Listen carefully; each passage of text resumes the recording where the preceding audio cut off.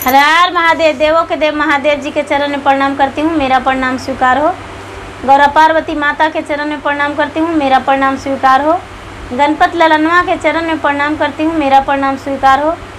माता पिता के चरण में प्रणाम करती हूँ, मेरा प्रणाम स्वीकार हो।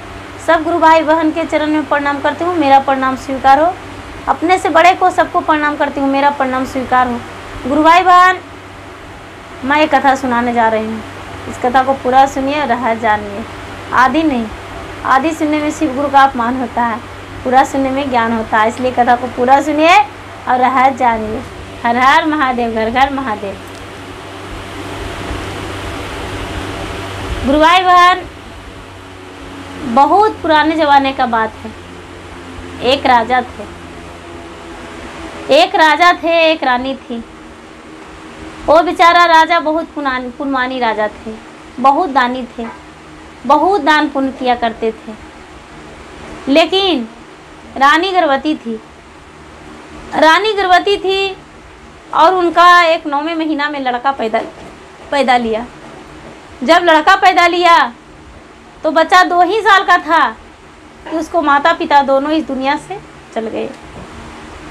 जब माता पिता इस दुनिया से दोनों चल गए तो राजा के घर में जो नौकर दाई दासी जो भी रहते थे, वही उनका बच्चे को लाड प्यार दे के पोसे पाले।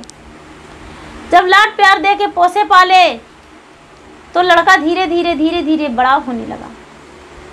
जब लड़का बड़ा होने लगा तो इसे ज्ञान हो गया कि अरे संसार में बहुत कुछ होता है।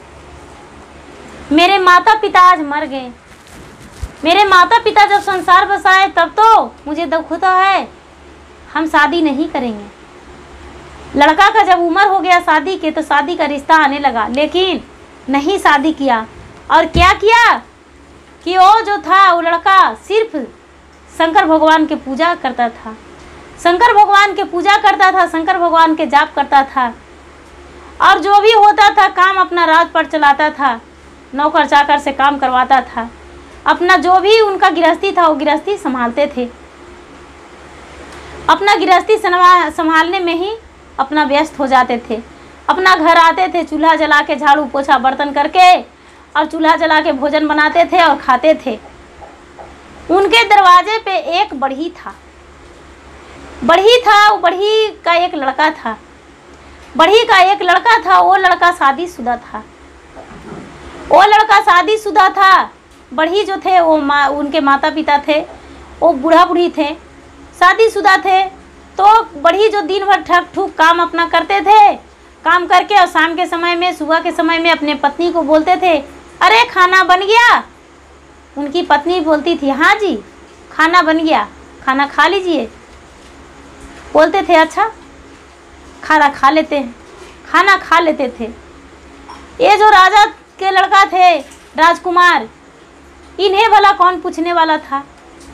ये तो दाई दासी के भी हटा दिए थे, ये अकेले ही अपना काज संभालते थे। इन्हें लगता था कि संसार बसाना बिल्कुल गलत है, हम शादी नहीं करेंगे। और जब शादी नहीं करेंगे तो मेरा संसार ही नहीं रहेगा। यदि हम मर भी जाएंगे तो मुझे रोने वाला कोई नहीं रहेगा। मुझ पे तरस खाने वाला आज मेरी माता पिता थे तो मुझे बहुत तकलीफ़ हुआ। इसी तरह मेरे भी बच्चे होंगे तो उसे तकलीफ़ हो जाएगा, इसलिए हम शादी नहीं करेंगे। ये जाके बढ़ी के घर में एक दिन बोले, भैया आप मुझे एक काम कर दोगे। वो जो बड़ी भाई थे वो बोले क्या? बोले भैया मुझे आप एक कठपुतले बना कर दे दोगे। वो बड़ी भाई जो थे वो बोले हाँ भला क्यों नहीं, हम आपको देंगे। ये राजकुमार बोले भैया आप बदले में जितना पैसा चाहो उतना हम आपको दे देंगे, लेकिन आप मुझे कठपुतले बना के दे दो, इतना सुंदर बना के दो कि दिखने में लगे कि एक सुंदर खूबसूरती लड़की है, विश्व सुंदरी दिखने में लगे। बोले कि अच्छा ठीक है, महीना दिन टाइम लगेगा भैया और बहुत सारे पैसे लगेंगे, जितना मेहनत लगेगा उतना पैसा लगेंगे। ये राजकुमार बोले भैया जो भी पैसे होंगे हम पैसे आपको लौटा दे देंगे, लेकिन मुझे कठपुतले चाहिए। 1 महीना का टाइम ले लिए। जब 1 महीना हुआ तो ये राजकुमार पुतले लाने गए। पुतले लाने गए तो पुतले को देखकर ये बहुत खुश हो गए और गले से लगा लिए और बोले कि अरे मेरा भी एक जीवन साथी मिल गया। और पुतले को ले आए और उसे उनकी माता का जितना गहना था वो सारी गहना उन पुतले को पहना दिया। माता की साड़ी जो थी वो साड़ी पुतले को पहना दिए, पूरा 16 श्रृंगार में रच दिए पुतले को। और जहाँ वो खाना बनाते थे वहाँ पुतले को रख दिए। और जब भी राजकुमार काम करके आते थे तो वो बोलते थे अरे खाना बन गया, और ऐसा ही कह के अंदर में ढुक जाते थे। भला पुतला कैसे बोलता? पुतला नहीं बोलता था, अपने बना के और फिर बोलते थे अरे खाना खाओगे, लेकिन पुतला नहीं हिलती थी। और राजकुमार अकेले भोजन बनाते थे और भोजन कर लेते थे। वैसा ही करते शंकर भगवान के प्रतिदिन पूजा करते थे। इस बात को शंकर भगवान और पार्वती दोनों बैठे हुए थे। तो पार्वती जब इस बात को सुने तो कहने लगे महाराज, इस पे दया नहीं आपको आता है? देखिए तो बेचारा अकेला है, इसके माता पिता भी छीन लिए हैं, ये इसकी अपना शादी भी नहीं किया है, तो बताइए कितना गलत होता है। ये आश्रय लगा के जाता है और पुतले से बोलता है, पुतला कुछ बोलता भी नहीं है और बेचारा भोजन के लिए अपने बनाता है, उसे खाने को लिए कहता है। महादेव बोले तो क्या करूं, आप ही कुछ उपाय कीजिए।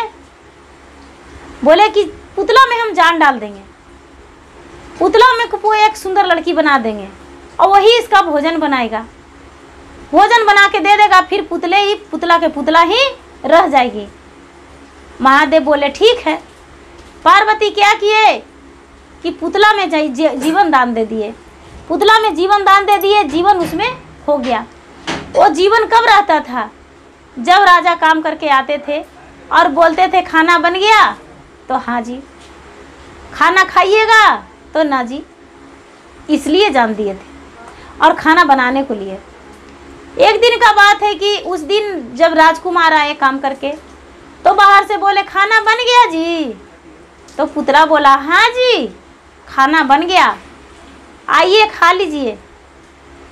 ये राजकुमार सौंक गए, अरे मेरा घर में तो कोई नहीं आता था, मेरा घर में कौन लड़की बोला, कौन है कौन, ये तो बहुत मुश्किल है, मेरा घर में कोई लड़की है। ऐसा ही करके ढूक गए। जब इस लड़की पर नज़र पड़ा तो बोले तू कौन हो, तू मेरे घर में क्यों आई हो, किस लालच से आई हो?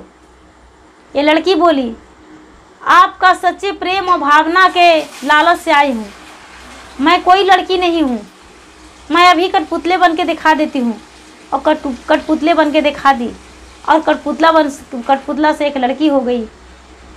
ये राजकुमार का यकीन हो गया कि ये कठपुतला ही है।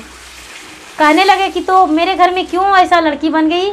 बोले कि आप सच्चे मन से दिल से पुकारते थे कि खाना बन गया, इसीलिए आपके सच्चे दिल जो है वो चंगा है, इसीलिए हम एक लड़की बन के और खाना आपको बना देंगे और आपका जो भी घर में काम रहेगा वो सब सजा सवार देंगे। वो लड़की उस दिन से सारा काम करने लगी। रात में कठपुतला, दिन में कठपुतला, लेकिन सुबह शाम जब इसको खाना बनाने का और खाने का टाइम होता था तो लड़की रहती थी। वैसा ही करते करते एक दिन जो ये बढ़ी था वो सुन गया कि अरे इसके घर में तो कोई लेडीज नहीं थी, कोई लड़की नहीं, ये जाता है और ये खाना कभी बनाता ही नहीं है, वक्त देता ही नहीं है, जाके खाना कौन बना देता है इसको घर में, थोड़ा देखते हैं। कहता है हम अपने आप को संत सन्यासी हैं, हमें संसार नहीं बसाना है, संसार नहीं बढ़ाना है, तो इसको खाना कौन बना के देता है, भला ज़रूर हम देखेंगे। वो क्या किया, बढ़ी इसके घर में छुप गया, इसके घर में छुप गया और छुप को देखने लगा तो देख रहा है कि ये जो पुतला है वो एक सुंदर लड़की बन गई, सुंदर लड़की बन गई और सारा काम घर का कर दी और काम करके और खाना बना दी। ये राजकुमार बाहर आए, बोले अजी खाना बन गया जी? तो ये बोले हाँ जी बन गया जी, आके खा लीजिए जी। ये जाके खाना खाने को लिए राजकुमार बैठ गए और वो लड़की परोस के दे दी। ये खाना खा लिए, थारी धो दी लड़की और फिर से पुतला बन गई। ये जो बढ़ी था वो देख के और पूरा अंदर से गुस्सा हुआ कि अरे यही पुतला हम दिए हैं और ये राज करेगा मेरा पुतला पे, छीन क्यों न लेंगे।